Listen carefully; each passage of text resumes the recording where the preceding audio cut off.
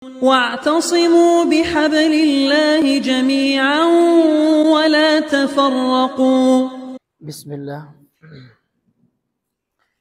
السلام عليكم ورحمة الله وبركاته. إن الحمد لله نحمده ونستعينه ونستغفره ونعوذ بالله من شرور أنفسنا وسيئات أعمالنا.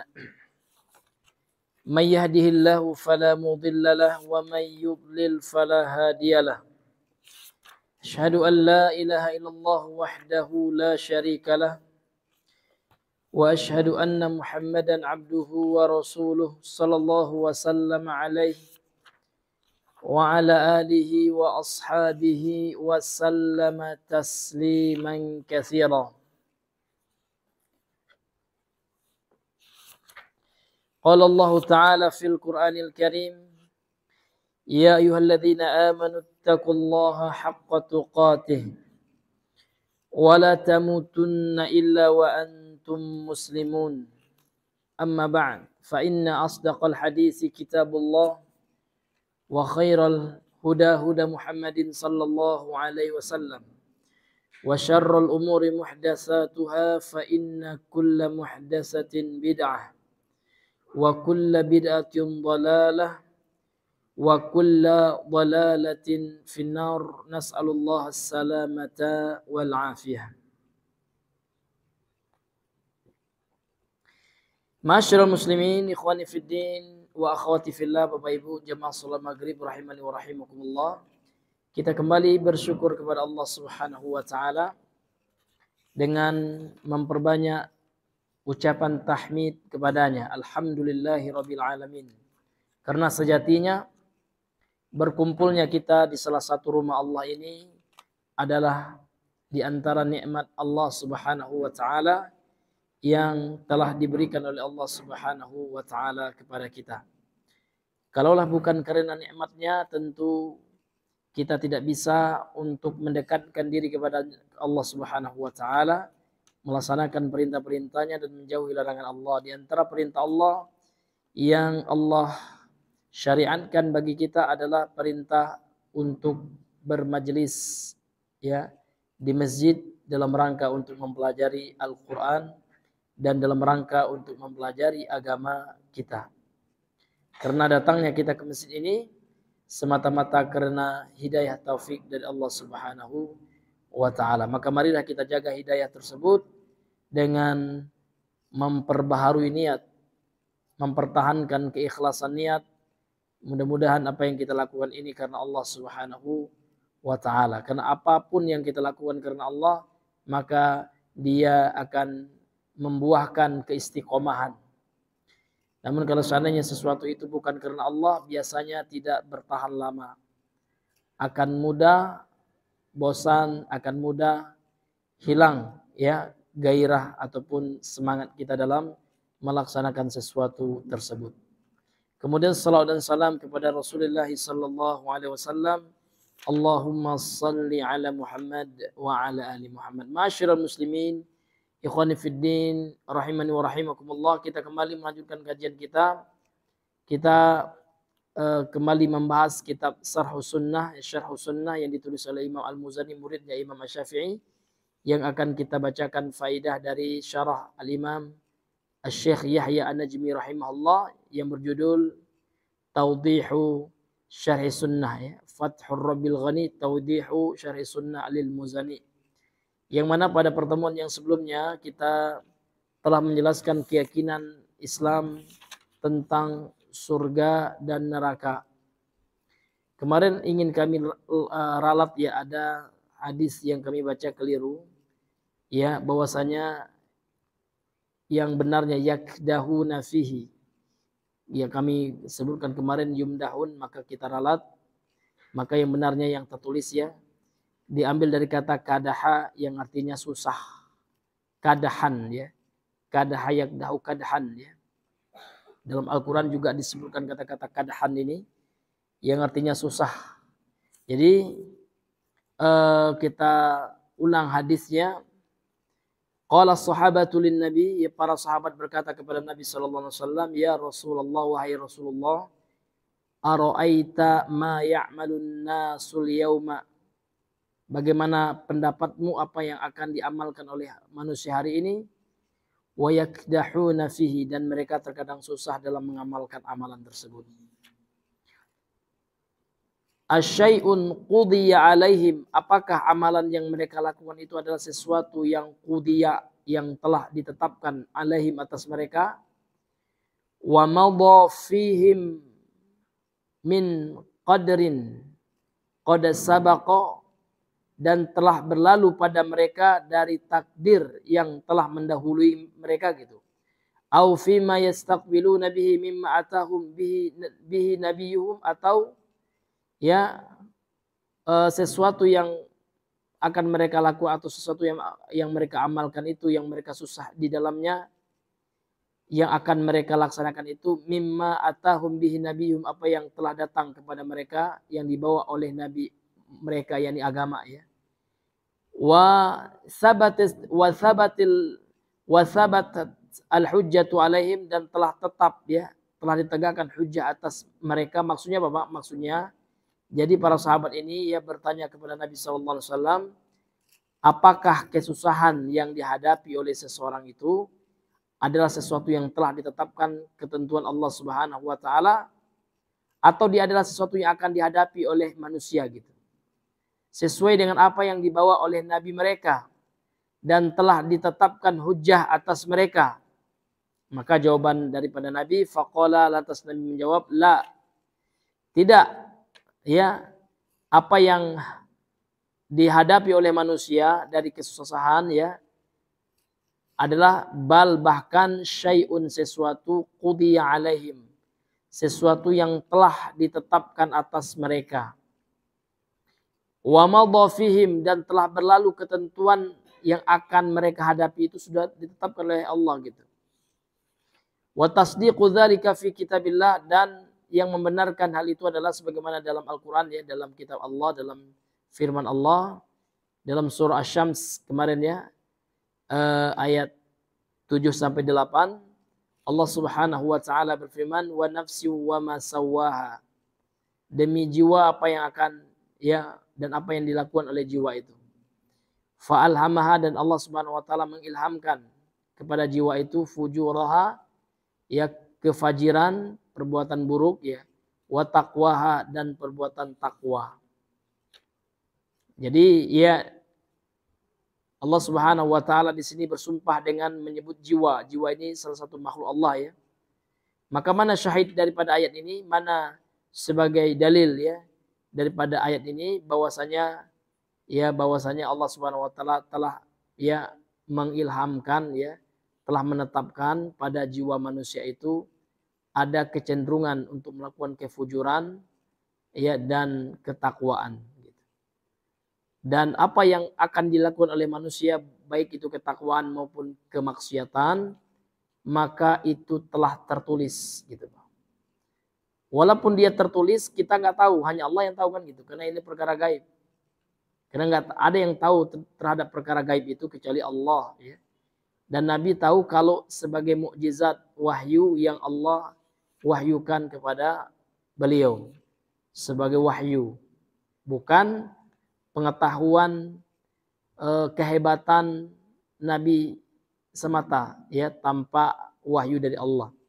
Masyarul muslimin yang dimuliakan oleh Allah Subhanahu wa taala, artinya apa? Artinya kita harus beriman kepada takdir, itu intinya Pak ya. Bahwasanya kemaksiatan yang kita lakukan itu Allah telah tahu dan Allah telah mencatatnya.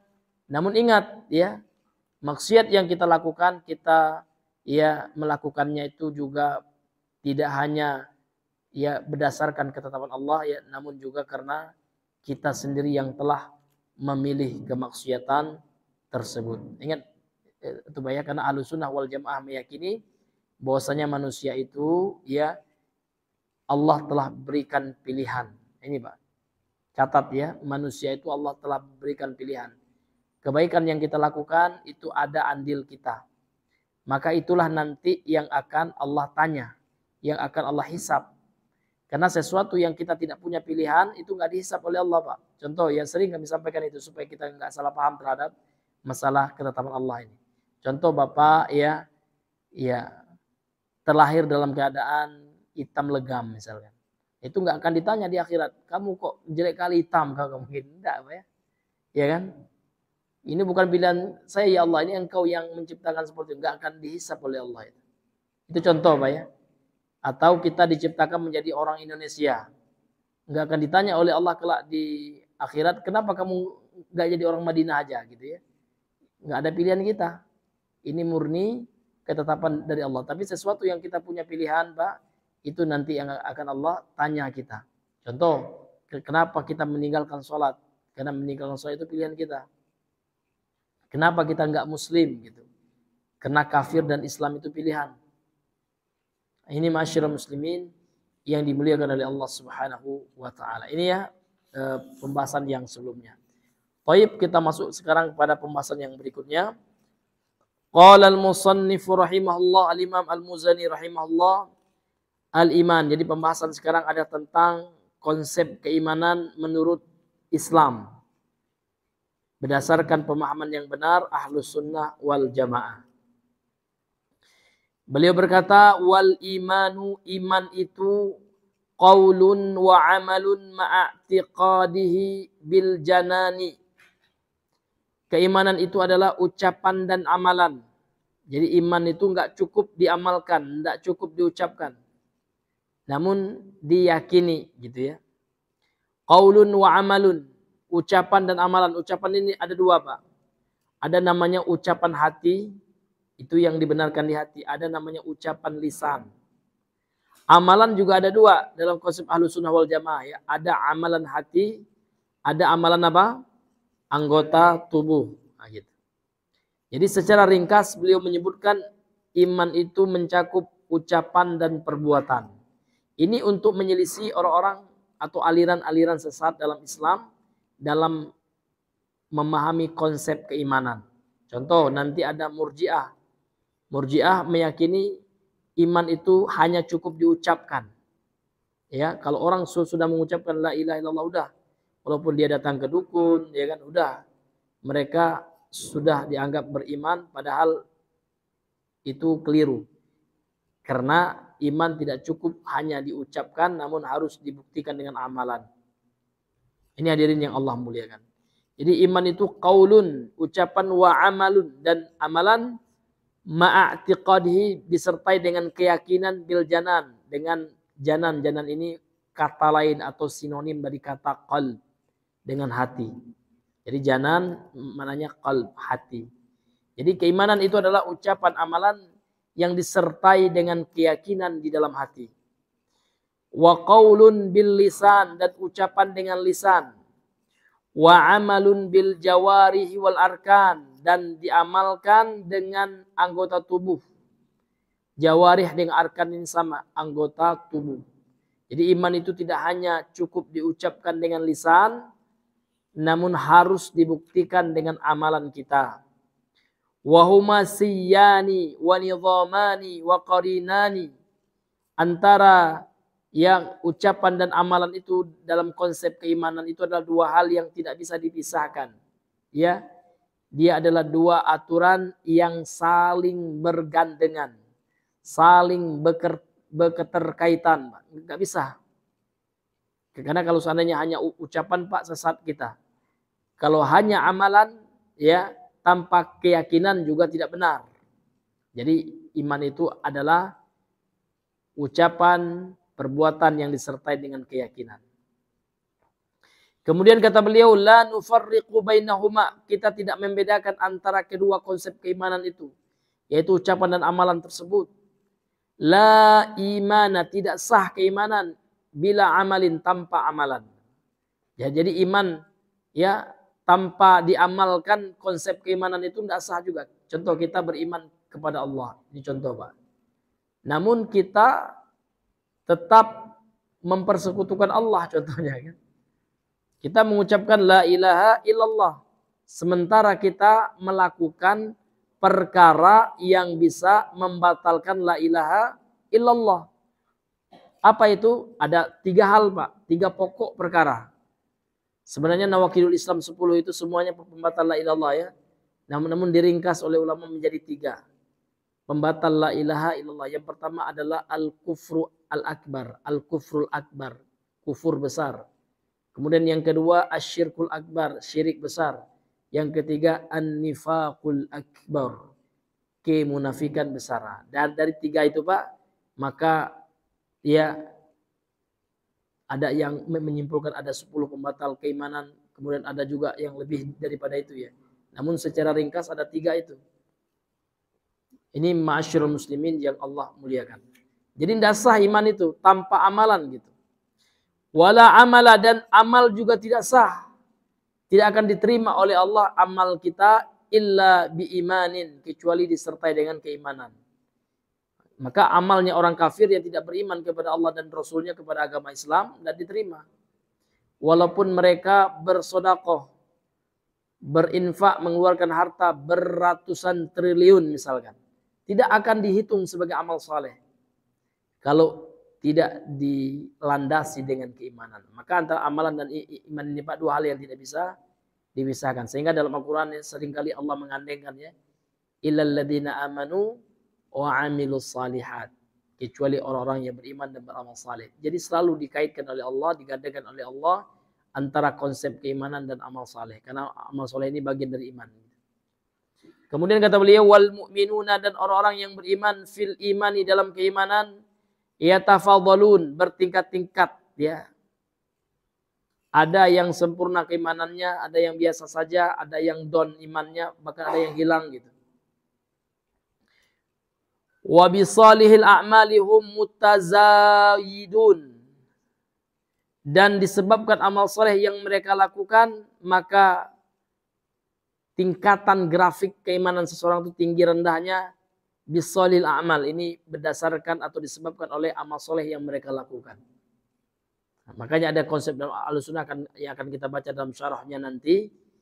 Al-imanu yazid, iman itu bisa bertambah, wa yanqus, dan berkurang. Kapan bertambahnya Pak?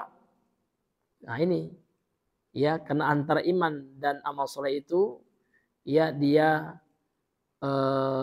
apa namanya itu, punya garis perbandingan lurus atau berbanding lurus. Kalau imannya kuat, amal solehnya naik. Ya, amal solehnya kuat, imannya juga naik. Sebaliknya, kalau imannya menurun, amal solehnya menurun gitu Pak. Jadi berbanding lurus antara iman dan amal saleh kan gitu.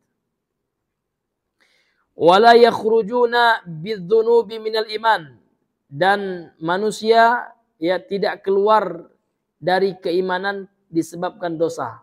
Nah, maka ini kita rinci nanti. Dosa yang apa? Dosa besar. Artinya orang tidak keluar dari Islam ketika melakukan dosa besar.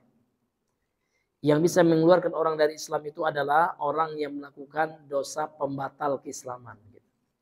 Namun pembatal keislaman itu pun, ya, orang yang melakukan tidak serta-merta langsung dikafirkan Pak. Nah, maka ada kaidah nanti namanya dhawabit at-takfir. Ada standar dalam mengkafirkan gitu.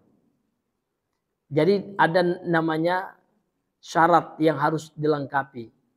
Dan harus ada penghalang yang harus dihilangkan. Ada istilah para ulama itu tawafur syurut wa intifa'ul mawani'. Jadi ulama itu ketika memvonis kafir seorang muslim, ini orang muslim maksudnya, bukan orang kafir yang betul kafir Pak ya. Orang kafir jelas gitu kan. Ini kasusnya orang muslim yang melakukan perbuatan kafir gitu. Apakah langsung dikafirkan atau tidak? Itu ada syaratnya. Ya, harus ada syarat yang dipenuhi dan harus hilang penghalangnya. Ya. Nah, syaratnya ya orang yang melakukan kekafiran itu sudah mukallaf dia. Tapi kalau orang itu bukan mukallaf ya, anak kecil, maka belum dihukum Pak gitu ya. Karena ya tidak ditulis atasnya dosa yang dia lakukan. Ya, tidak ditulis pena atas dosa yang dia lakukan, diangkat pena. Kan seperti itu. Nah, itu dibahas ya, mukallaf dia. Itu syaratnya. Kemudian syarat yang kedua amdan, dia melakukan itu karena sengaja. Tapi kalau seandainya dia melakukan itu dipaksa, mau dibunuh orang, nah ini ya ini tidak, walaupun dia mengucapkan ucapan kekufuran gitu Pak ya, maka dia tidak bisa serta-merta kita kafirkan. Karena mukroh namanya, karena dia dipaksa. Dan itu disebutkan di dalam Al-Quran, dalilnya orang-orang yang beriman yang mengucapkan kekufuran karena keterpaksaan ya, sementara hatinya itu tenang, mutmainun bil iman ya, hatinya itu kokoh keimanannya, namun dia mengucapkan ucapan kekufuran karena terpaksa, terancam nyawanya misalnya. Boleh Pak. Ini hadirin yang dimuliakan oleh Allah Subhanahu wa taala. Itu diantara syaratnya. Kemudian apalagi ya, syaratnya iqamatul hujjah, telah ditegakkan hujjah. Nah, karena kalau belum orang itu ditegakkan hujjah Pak, walaupun dia melakukan kekufuran, belum bisa kita kafirkan gitu. Karena nanti ada penghalang namanya al-jahlu, kebodohan. Dan seterusnya. Ini memang panjang ya pembahasan dalam hal itu. Maka Ahlussunnah wal Jamaah ini tidak gampang mengkafirkan. Laisa kullu man waqa'a fil kufri fahuwa kafir, itu kaidah Pak ya. Dalam standarisasi atau dalam kaidah pengkafiran itu, laisa kullu man waqa'a fil kufri, tidak setiap orang yang jatuh ke dalam kekufuran fahuwa kafir, maka dia menjadi kafir. Tidak. Harus ada ya syarat-syarat yang terpenuhi dan penghalang yang harus dihilangkan. Dan diponis ya oleh seorang yang telah mencapai keilmuan yang matang, seorang ulama. Jadi tidak boleh Pak seseorang yang ustadz ya, kemudian mengkafirkan umat Islam ya tanpa keilmuan yang sudah mumpuni, maka ini juga suatu hal yang akan menyebabkan kerusakan yang banyak. Nah, dan itulah yang dilakukan oleh orang-orang ISIS ya, orang-orang anak-anak muda ya kan, yang belum matang keilmuannya, namun mudah untuk mengkafirkan kaum muslimin. Orang yang beda pendapat dengan mereka kafir. Ya, raja-raja Arab itu semua kata mereka kafir. Nah, ini khawarij. Jadi kalau seandainya kita tidak hati-hati dalam bab ini, maka mudah sekali tergelincir ke dalam pemahaman khawarij. Ya, khawarij ini adalah teroris pertama dalam Islam, yang mana mereka mengklaim dirinya Muslim, namun mereka mengkafirkan Ali bin Abi Thalib radhiyallahu anhu. Nah ini, dan mereka mengkafirkan para pelaku dosa besar. Nah, ini masyarakat muslimin yang Allah muliakan. Baik, ya kita lanjutkan. Jadi seorang muslim itu Pak tidak keluar dari keimanan karena dosa yang mereka lakukan, kecuali dosa pembatal keislaman kan gitu. Wala yukaffaruna, dan mereka tidak dikafirkan birukubi kabiratin, karena mereka melakukan dosa besar. Wala isyanin, dan karena melakukan maksiat. Wala nujibu limuhsinihimul janan, ya. Dan kita tidak bisa memastikan, mewajibkan bagi orang yang melakukan kebaikan itu surga. Tidak boleh Pak. Namun kita boleh mendoakan. Tidak boleh memastikan karena itu perkara gaib. Kecuali ada dalil yang telah memvonis orang masuk surga. Contoh, ya tentang Rasulullah itu sudah ada dalil ya, bahwasanya Rasulullah itu sudah ada tempatnya di surga. Udah. Kemudian 10 para sahabat ya yang telah diberikan kabar gembira akan masuk surga, yang dikenal dengan istilah ya al-asyarah ya al-mubasysyaruna bil jannah. 10 sahabat yang telah diberikan kabar gembira masuk surga. Nah, kemudian seperti Abu Hurairah, Bilal ya. Seperti Bilal bin Rabah yang mana ia sudah terdengar oleh Rasul ya, yang merupakan mukjizat beliau ya, sandalnya di surga. Artinya sudah menjadi ahlul jannah walaupun belum meninggal. Nah, ini hadirin yang dimuliakan oleh Allah Subhanahu wa taala. Jadi pada dasarnya Pak, kita nggak boleh memastikan orang itu masuk surga, memvonis pasti, kecuali ada dalil ya.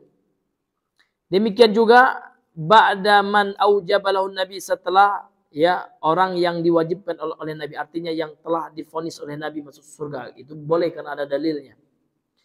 Wala nashhadu ala musiihim bin nar, dan kita juga tidak boleh mempersaksikan, memastikan atas orang yang melakukan dosa meninggal di kalangan kaum muslimin dengan neraka. Jadi nggak boleh Pak kita memastikan orang muslim Pak ya, misalkan dia pezina misalkan, namun dia muslimah, muslim dia. Namun kita tahu ini PSK ini, nggak boleh kita katakan pasti masuk neraka, nggak boleh.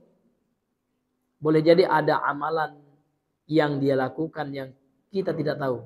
Boleh jadi dia telah bertobat, ya kan? Nggak boleh Pak, kecuali ada dalil kan gitu.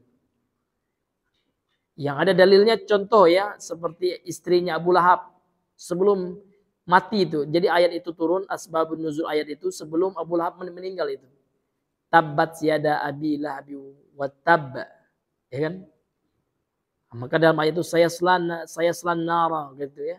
Zatalah dia akan ya kan masuk ke dalam neraka Abu Lahab itu yang menyala itu. Wa mra'atu hammalatul hatab, dan istrinya tukang bawa ya kan kayu bakar gitu ya. Yang akan juga dimasukkan oleh Allah ke dalam neraka. Artinya Abu Lahab dan istrinya belum meninggal sudah divonis. Itu boleh Pak. Apalagi orang kafir. Kalau orang kafir boleh ya. Kalau orang kafir yang mati dalam kekafiran. Tapi kalau orang kafir yang masih hidup tidak boleh juga Pak. Contoh Ahok kan masih hidup ini pasti masuk neraka. Ahok belum tentu.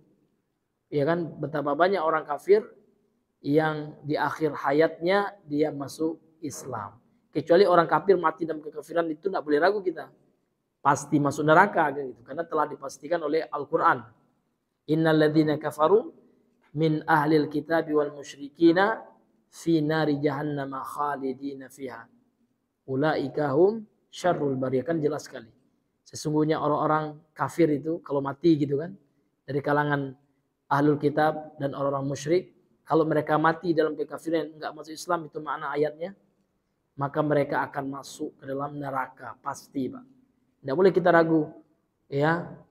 Enggak boleh orang-orang kafir itu masuk neraka enggak ya kalau mati dalam kekafiran, enggak boleh ragu Pak. Kalau ragu bisa batal iman kita, artinya kita masih ragu terhadap Al-Quran. Nah, maka itu konsekuensi iman kita.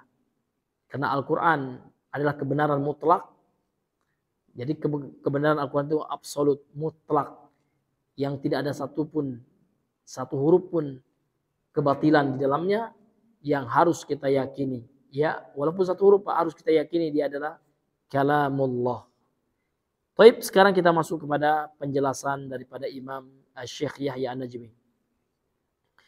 Asyarh penjelasan. Aku katakan kata beliau, ta'riful iman. Nah, sekarang beliau akan menjelaskan kepada kita bagaimana definisi atau pengertian iman itu, Pak. Menurut ya akidah Islam, keyakinan agama Islam, menurut Ahlus Sunnah wal Jamaah. Jadi iman itu kata beliau adalah al-imanu i'tiqadun bil qalb. Nah, ini yang harus Pak kita garis bawahi. Ini dasar ini. Iman itu adalah keyakinan dengan hati. Jadi iman itu harus berasal dari hati. Karena secara bahasa iman itu artinya tasdik. Meyakini artinya mempercayai itu iman. Ya. Namun tidak cukup hanya sebatas di hati kan gitu. Makanya yang kedua, wanutqun bil lisan, dan diucapkan dengan lisan.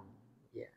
Contoh orang mu'allaf, orang yang ditundukkan hatinya ingin masuk Islam dia Pak ya, yang tadinya non muslim atau kafir gitu ya. Maka harus dia awali dengan keyakinannya terhadap kebenaran Islam dulu. Terhadap keesaan Allah dan kerasulan Nabi Muhammad. Nah, setelah dia yakin, dia ucapkan. Tapi kalau seandainya ada orang yang mengucapkan tanpa meyakini, ini sama dengan orang munafik di zaman Nabi. Mereka mengatakan namun tidak meyakini gitu. Maka orang-orang mu'alaf itu Pak ya, harus kita kasih tahu ya, Bapak betul-betul harus meyakini, jangan ada sedikit pun keraguan. Walaupun ragunya itu kalau kita presentasikan 0,00 sekian persen, tidak boleh. Harus 100%. Kalau boleh harus 1.000.000% atau 1.000.000.000% gitu ya. Yakin kita. Nggak boleh ragu sedikit pun. Ini hadirin, itulah yang iman itu. Keyakinan yang kokoh gitu ya. Keyakinan yang mendarah daging. Keyakinan yang betul-betul tertancap dalam sanubari kita. Mengakar kokoh. Itulah orang yang beriman itu, Pak. Tidak pernah ragu. Ya, mereka tidak layar tabu, tidak pernah ragu, bimbang terhadap kebenaran, keesaan Allah dan kerasulan Nabi Muhammad. Kalimat syahadat, 2 kalimat syahadat yang dia ucapkan itu. Ya, jadi iman itu adalah keyakinan dengan hati dan ucapan dengan lisan. Wa amalun bil jawarih, dan amalan diamalkan dengan anggota tubuh. Bagaimana mengamalkan iman itu, Pak? Mengamalkan apa yang ditunjukkan dengan kalimat tauhid yang kita ucapkan. Ketika kita mengucapkan asyhadu alla ilaha illallah, apa konsekuensinya gitu? Apa yang ditunjukkan oleh la ilaha illallah itu, Pak? Itu bentuk pengamalannya. Kalau kita mengucapkan la ilaha illallah, maka konsekuensinya kita tidak boleh meyakini ada ilah, ada sesembahan bersama Allah. Yang disembah banyak, namun semuanya kita tolak. La ilaha, nggak ada itu, nggak benar itu. La ma'buda bihaqqin, kan itu artinya. Tidak ada sesembahan yang hak untuk disembah illallah, kecuali hanya Allah saja. Maka kita tolak setiap yang dipertuhankan kecuali Allah, dan kita tetapkan hanya Allah saja satu-satunya yang berhak dijadikan sembahan, ilah, Tuhan kalau terjemahan KBBI-nya, kan gitu. Ini hadirin yang Allah muliakan. Kemudian apalagi konsekuensi dari la ilaha illallah, Pak? Kita harus meninggalkan ya seluruh yang disembah selain Allah. Apa yang disembah oleh selain Allah itu, Pak? Ya seluruh ya makhluk-makhluk yang dijadikan sesembahan selain Allah Subhanahu wa taala. Apalagi konsekuensinya, dan kita harus mentaati Allah, kan gitu. Kalau kita telah mengucapkan la ilaha illallah asyhadu an la ilaha illallah, itu artinya kita harus taat kepada Allah. Bagaimana taat kepada Allah itu? Laksanakan perintahnya dan jauhilah larangannya. Jadi kalau ada orang mengucapkan la ilaha illallah kemudian tidak sholat, dia Pak, ini tidak sempurna, Pak. Artinya imannya itu hanya sebatas mulut, berarti dia tidak menjalankan konsekuensi dari keimanan. Itu maksudnya iman itu harus diamalkan dengan anggota tubuh, kan itu, Pak. Kemudian kata beliau, yazidu bit ta'ah, iman itu bertambah dengan ketaatan, wa yanqusu bil isyan, dan berkurang karena kemaksiatan. Qala Allah azza wa jalla, Allah azza wa jalla berfirman dalam surah Al-Fath ayatnya keempat, liyazdadu imanan ma'a imanihim, supaya bertambah keimanan ya di atas keimanan mereka. Artinya iman mereka sudah ada. Liyazdadu, dengan ketaatan yang mereka lakukan akan bertambah iman yang ada tersebut, Pak. Nah, sekarang kita kan sudah beriman, alhamdulillah. Dengan kita giat melakukan amal soleh, ya kan, giat kita memperbaiki hati kita, karena amalan ini diawali dengan ibadah hati ini, Pak. Amalan hati ini, keikhlasan kita itu nomor 1. Kemudian hasad kita hilangkan, ya kan, suuzon kita hilangkan. Ini yang akan memperkuat iman kita itu. Tapi kalau seandainya kita rajin sholat, rajin sedekah, tapi hasadnya luar biasa juga, kan gitu, ini akan merusak amal anggota tubuh kita. Kalau amal hati kita nggak benar, makanya perlu kita memperbaiki hati kita ini, Pak. Ya kan? Kalau dengan orang itu benci aja, ya kan? Nah itu harus kita perbaiki, ya kan? Karena sifat orang yang beriman itu sudah Allah jelaskan, Pak, dalam surah Al-Fath ayat yang terakhir. Siapa representasi kita dalam keimanan ini, Pak? Tentu Rasul dan para sahabat. Bagaimana sifat mereka itu Allah jelaskan dalam Al-Quran. Muhammadur Rasulullah, kata Allah. Muhammad itu adalah utusan Allah. Walladzina ma'ahum, dan manusia yang bersama mereka, para sahabat yang bersama beliau. Bagaimana sifatnya? Asyidda'u 'alal kuffar.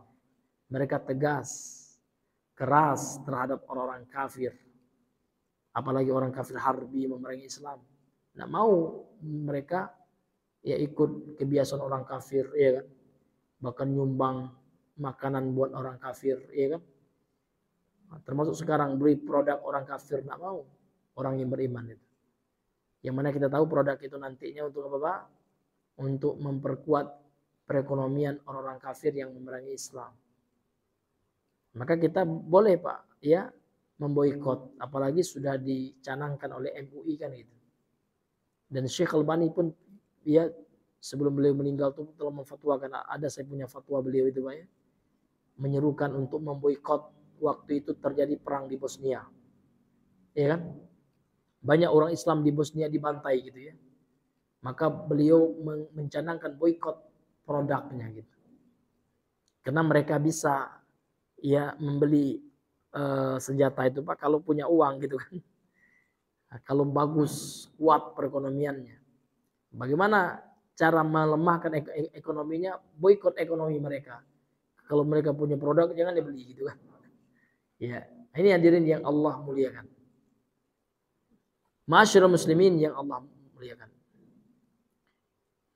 Jadi kita kembali kepada pembahasan kita. Jadi ya iman itu ya harus diamalkan dengan anggota tubuh. Yazidu bitta'ah, bertambah dengan ketaatan dan berkurang dengan kemaksiatan kan gitu. Ya. Taib, sekarang dalilnya yang kedua adalah dibawakan oleh pensyarah kitab ini dalam surah Al-Mudaththir ayat yang ke-31. Wa qala ta'ala, Allah Ta'ala berfirman, wa yazdadal ladzina amanu imanan, dan bertambah keimanan orang-orang yang beriman itu kata Allah. Ya. Wala yartabal ladzina utul kitaba wal mu'minun, dan tidak ragu, tidak bimbang orang-orang yang diberikan kitab dan orang-orang yang beriman. Ya, orang yang betul keimanannya itu mereka tidak akan ragu Pak dengan keimanan. Mereka sekali mengucapkan 2 kalimat syahadat, mereka yakin pegang teguh itu. Ya, mereka tidak akan ragu bahwasanya Allah lah ya Rabb satu-satunya, ilah satu-satunya, yang tidak ada ilah sesembahan Tuhan selain Allah kan gitu. Dan dia tidak akan ragu Nabi Muhammad adalah manusia pilihan Tuhan, pilihan Allah, utusan Allah sebagai pemutus atau penutup seluruh para nabi dan rasul itu. Wa qala ta'ala, kemudian Allah Ta'ala berfirman, fa ammal ladzina amanu fazadatsum imana, maka adapun orang-orang yang beriman maka keimanan mereka itu bertambah ya. Wa hum yastabshirun, dan mereka mendapatkan kabar gembira, bahagia mereka. Ini menunjukkan apa? Dalil-dalil yang menunjukkan iman itu bertambah. Sementara Murji'ah mengatakan enggak, iman itu stagnan, statis sifatnya, tidak dinamis, tidak bertambah dan berkurang. Nah ini tentu menyelisihi daripada Al-Quran.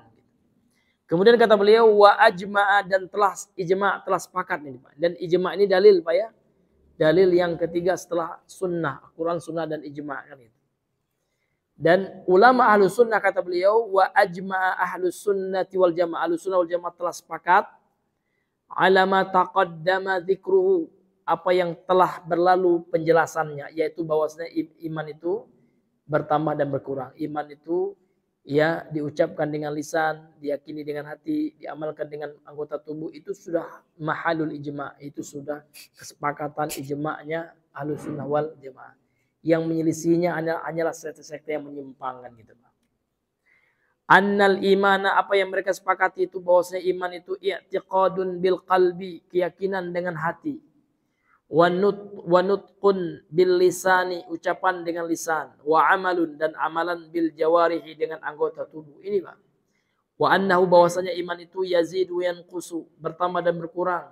Yazidu bit ta'ah, bertambah dengan ketaatan, wa yanqusu bil ma'siyah, dan berkurang dengan kemaksiatan.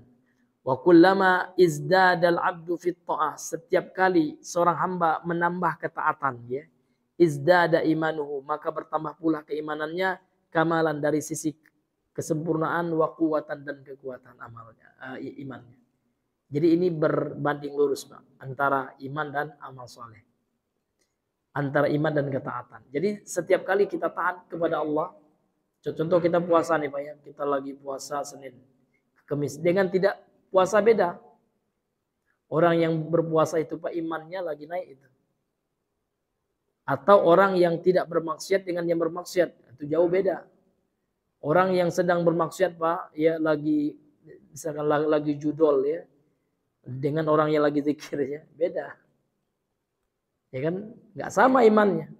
Yang lagi judol lagi amruk imannya. Kita tidak katakan hilang karena dia masih muslim, namun dia lagi mengalami fase ya kemerosotan iman. Maka kapan iman kita itu lagi merosot, kita lihat hati kita Pak. Kalau hati kita itu lebih condong kepada kemaksiatan dan hal-hal yang melalaikan, ya kan lagi suka scroll ya kan, nonton cuplikan-cuplikan film barat, itu lagi down iman kita. Beda ketika kita baca Al-Quran itu lagi high gitu ya, lagi naik-naiknya itu. Atau lagi pengajian Pak ya. Jadi pengajian ini dalam rangka menaikkan iman ini Pak. Mengecas keimanan kita. Tapi kan orang kan enggak, lebih senang di kamar main HP Pak ya. Nengok ya video-video yang enggak ada manfaatnya. Video game Pak ya. Live streaming yang tidak menambah keimanan. Maka untuk apa kita majelis talim ini? Untuk menaikkan iman kita itu. Ini hadirin yang Allah muliakan. Baik. Kemudian iman itu yang kusubil maksiyah. Ya. Berkurang dengan kemaksiatan. Ya. Wa kullama waqa'a fil ma'asi, dan setiap kali seorang hamba itu terjatuh ke dalam kemaksiatan, wa taksiri, dan dalam kelalaian, taksir dengan ghaflah hampir sama. Taksir itu artinya dia kurang melakukan amal gitu ya. Wal ghaflah, dan lalai, tanaqasa imanhu, maka berkuranglah keimanannya. Hadhihi, inilah aqidatu ahlis sunnati wal jamaah. Inilah akidah ahlus sunnah wal jamaah. Jadi iman kita itu Pak, ya naik dan turun, bertambah dan berkurang. Kapan bertambah? Lihat ketaatan kita. Kalau kita lagi semangatnya nangis, ya kan, lagi semangatnya doa kepada Allah gitu ya, lagi tawakal itu Pak, karena ibadah ini nggak hanya sholat Pak, nggak hanya sholat puasa enggak. Kita bertambah tawakal kita kepada Allah itu juga ibadah hati, ini lebih besar pahalanya itu. Bertambah kesabaran kita tatkala kita diuji oleh Allah. Makanya ukuran pahala itu berdasarkan ujian yang Allah berikan kepada kita. Disebutkan dalam hadis sahih, inna idhama al-ajri biqadri ya idhamil bala, ya. Kata Rasulullah, sesungguhnya besarnya pahala seseorang itu Pak, sesuai dengan besarnya cobaan yang dihadapi. Orang yang hidupnya senang-senang aja Pak ya. Ya hidupnya enak ya kan. Nak makan bisa makan rendang bebas ya. Beda dengan orang yang diuji dengan kefakiran. Ya kan? Nak makan dia harus berpikir, nak makan ya dia nggak punya uang untuk beli makan Pak. Namun jangan dianggap remeh orang seperti itu. Ketika dia sabar ya. Ketika dia diberi ujian yang begitu berat, nak makan beda ada duit dia Pak, namun dia tidak pernah mengeluh kepada manusia. Dia hanya berharap kepada Allah. Ya kan, yang diharapkan apa? Ya Allah, ya kan? Setiap kali saya lapar ya Allah, ya aku sabar ya Allah, mudah-mudahan laparku ini Engkau ganti dengan surgamu ya Allah. Itu beda Pak dengan orang yang enak-enak hidup di dunia ya, nyantai-nyantai, setiap sebulan dapat duit 30 juta. Beda lah Pak. Ya kan? Ini hadirin yang dimuliakan oleh Allah. Jadi ya, pahala besar itu Pak tergantung dengan ujian yang kita dapati ya. Nah, tapi orang yang kaya Pak, namun kekayaannya ternyata tidak membuat dia terlena, itu juga besar pahalanya. Artinya apa? Ya, kaya yang dia miliki itu dia gunakan untuk di jalan Allah. Memang dia punya duit 30 juta Pak ya. Tapi ternyata 20 jutanya untuk orang Palestina, nggak ada orang yang tahu gitu ya. Yang untuk dia cuma dikit juga, dia makan pas-pasan juga. Itu tentu itu juga besar pahalanya. Ini hadirin yang dimuliakan oleh Allah Subhanahu wa taala. Maka kita tahu Pak ya, ada cerita ustadz senior kita ya, Ustadzuna Yazid ya bin Abdul Qadir Jawaz itu Pak. Beliau kan pengusaha, beliau ustadz dan pengusaha. Dan usaha beliau kan banyak juga. Namun ternyata ya beliau tidak pernah mengambil apapun dalam dakwahnya karena beliau punya usaha, dan ternyata juga yang luar biasa beliau selalu mengirim ya bantuan kepada kaum muslimin di Palestina yang orang tidak ada yang tahu kecuali setelah beliau wafat kan gitu. Artinya apa, ini luar biasa gitu ya. Kezuhudan yang nyata gitu. Dan beliau tidak pernah tren-tren ya. Tidak pernah beli moge yang banyak-banyak gitu. Bahkan beliau mengkritisi, ya apa dakwah mengajak orang pakai moge-moge gitu. Beliau iya. Iya. Orang itu dimotivasi untuk ya ingat kepada kematian. Motor nggak usah banyak-banyak. Ada pula Ustaz Pak punya 15 motor dipajang gitu ya. Ya saya punya motornya, motor itu harus dirawat 15 motor. Sementara masih ada Pak kaum muslimin sekarang ya untuk ngantar anak aja nggak punya motor, gitu kan? Nah, bagaimana itu, iya kan? Bagaimana perasaan kita, empati kita kan itu hadirin yang dimuliakan oleh Allah. Karena kita hidup di dunia ini bukan untuk apa? Bukan untuk at-takatsur, berpoya-poya. Karena berpoya-poya itu memperbanyak-banyak harta itu Pak akan melalaikan kita. Alhaqum at-takatsur, alhaqumut takatsur kata Allah. Maka saya juga kurang setuju, saya pribadi, saya bukan menghukumi apa enggak ya. Namun melihat itu Pak ada motor 15 hanya sekedar hobi. Hobi mengoleksi motor itu hisapnya luar biasa itu. Ya kan? Nah, ini hadirin yang dimuliakan oleh Allah Subhanahu wa taala. Ada mobil ya 10 ya, ada mobil ini, mobil itu ya kan. Jadi koleksi. Bagaimana nanti pertanyaannya di sisi Allah Subhanahu wa taala. Kemudian beliau berkata, ammal murji'atu, adapun kelompok murji'ah, ini salah satu sekte yang menyimpang Pak ya. Lawan dari khawarij ini, murji'ah ini. Kebalikan dari khawarij. Ammal murji'atu, adapun kelompok murji'ah, fahum yaqulun, maka mereka mengatakan al-imanu al-ma'rifatu faqat. Iman itu hanya ya pengetahuan saja. Jadi tidak mesti diyakini, tidak mesti diamalkan gitu. Hanya sekedar ma'rifah. Ma'rifah itu Pak teori saja. Wa haula'i murji'atul jahmiyah. Maka mereka ini adalah kelompok murji'ah dan murji'ah jahmiyah ya. Murji'ah yang juga jahmiyah kan gitu. Wa minhum man yaqul, di antara mereka mengatakan, ada di antara mereka orang murji'ah jahmiyah ini mengatakan al-imanu huwa tasdiqu bil qalbi wan nutqu bil lisani wa yuakhiruna al-amala. Ya. Iman itu adalah pembenaran dengan hati, ucapan dengan lisan, dan mereka mengakhirkan amal. Jadi amal itu tidak termasuk ke dalam iman kata mereka. Ini. Sementara Ahlussunnah tidak. Amal itu bagian dari keimanan gitu. Ya, ini penyimpangan sekte ini Pak. Wa kullul irja'i la khaira fihi, dan setiap orang yang memiliki pemahaman murji'ah atau irja' la khaira fihi, maka tidak ada kebaikan di dalamnya. Ya karena dia telah menyelisih Al-Qur'an gitu. Al-Qur'an mengatakan ya amalan itu bagian dari keimanan gitu. Fakama annal ghuluwa, maka sebagaimana ghulu itu ya khatarun alal muslim, berbahaya terhadap seorang muslim, ini lawan dari murji'ah. Khawarij ya. Wa qad halaka bil ghuluwi man halaka. Maka sungguh telah binasa disebabkan oleh ghulu orang-orang yang binasa. Halaka bil khawariju, telah binasa orang khawarij alladzina kaffarul muslimin, yang mana mereka mengkafirkan orang muslim.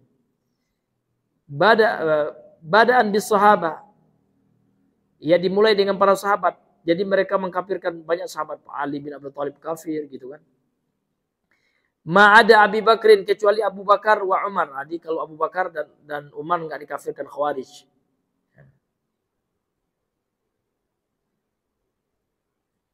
Wa halaka bi syi'atu, kemudian orang Syiah juga telah celaka. Kenapa? Karena alladzina ghalau, karena mereka juga hulu, melampaui batas fi ahlil bait, terhadap keturunan Nabi. Wantaqasu haqqas sahabat, dan mereka ya menyepelekan hak para sahabat ridwanullah alaihim, yang semoga Allah meridhoi mereka. Wa kaffaruhum, dan mereka para Syiah itu Pak, orang Syiah itu mengkafirkan para sahabat. Hanya beberapa sahabat yang tidak dikafirkan seperti Khawarij.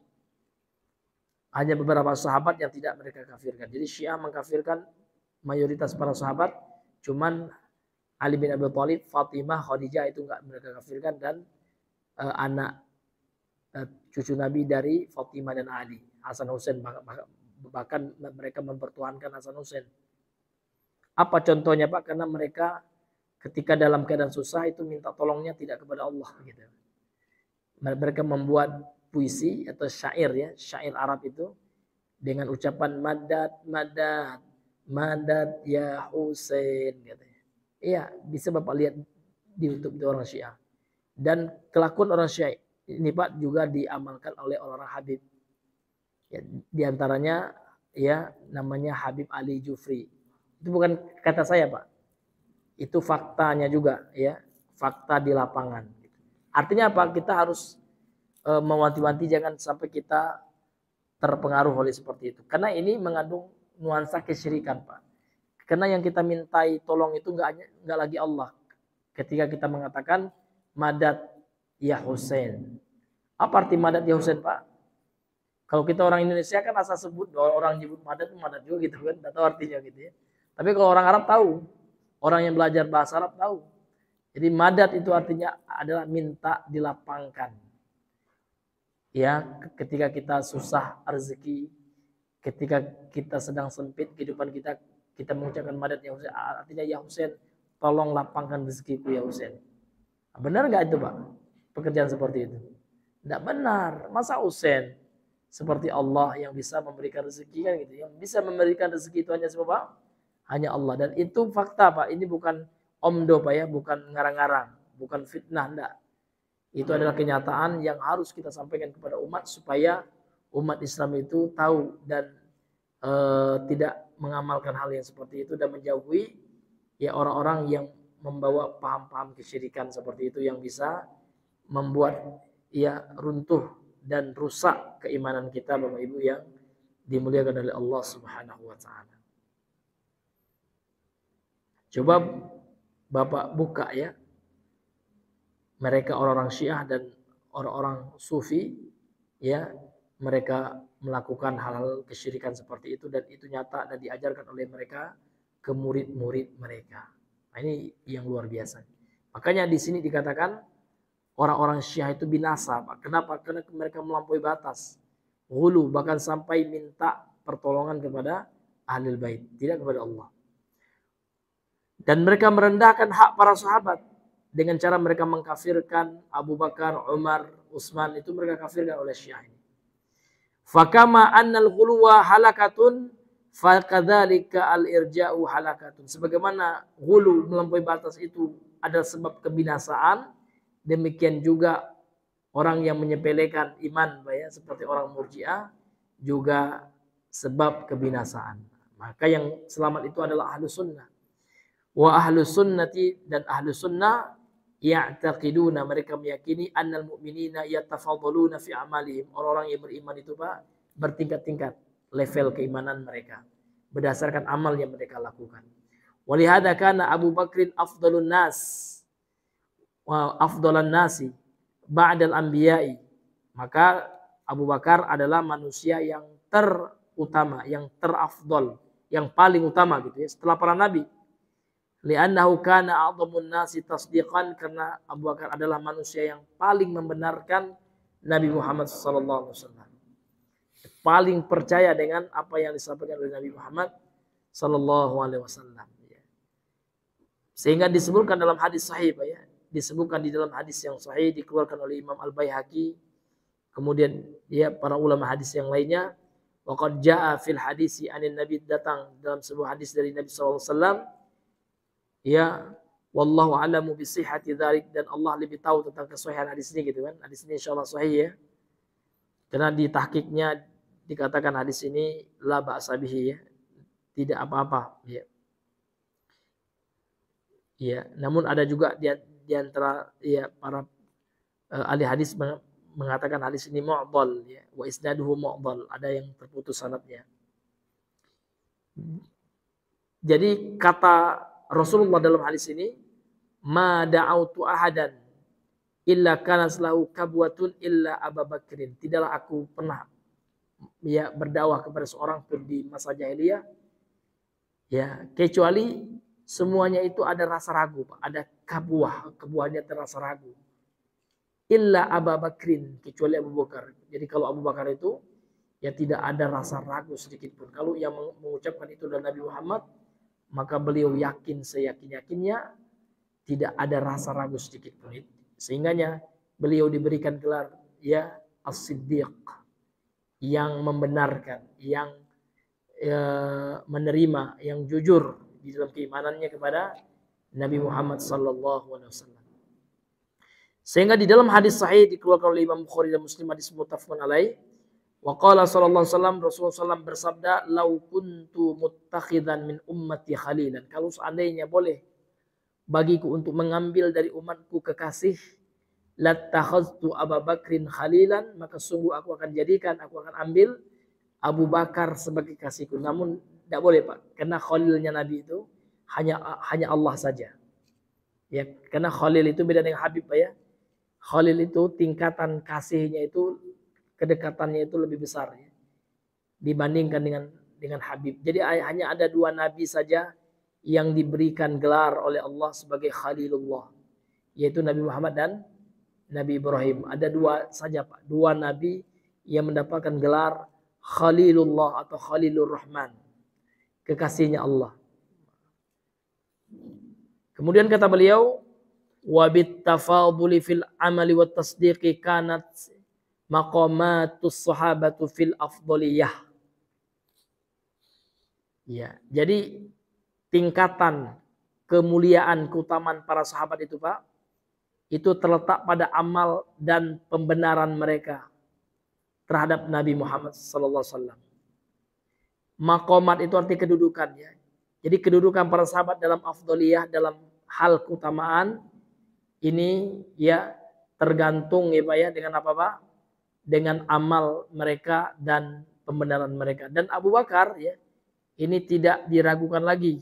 Hadirin yang dimuliakan oleh Allah Subhanahu wa taala, adalah ya sahabat yang paling banyak amalnya. Bahkan diceritakan ini sering juga Pak ya kami sampaikan riwayat ini dalam Sahih Al-Bukhari nih Pak ya. Ketika perang Pak, ketika pada perang Badar gitu ya.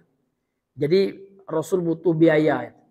Jadi Nabi butuh bekal buat biaya perang. Karena perang yang namanya perang itu Pak butuh duit Pak ya. Butuh biaya. Maka diambillah dari para sahabat, ya kan? Dimulai dari Umar. Wahai Umar, kata Rasulullah, ma tarakta li ahlika. Apa yang kau tinggalkan untuk ya keluargamu? Ya, saya tinggalkan separuhnya ya Allah untuk keluargaku dari hartaku, dan separuhnya untuk berjihad di jalan Allah, untuk aku korbankan dalam berperang di jalan Allah. Para sahabat yang lainnya kerek Pak, Masya Allah Umar dia. Karena sahabat yang lain mungkin yang bisa 1/4%-nya, ini 50%-nya gitu kan. Mungkin cuman 1/6 gitu ya. Mungkin hanya sekian persen. Ini Umar Pak, separuh hartanya diinfakkan di jalan Allah. Ini luar biasa.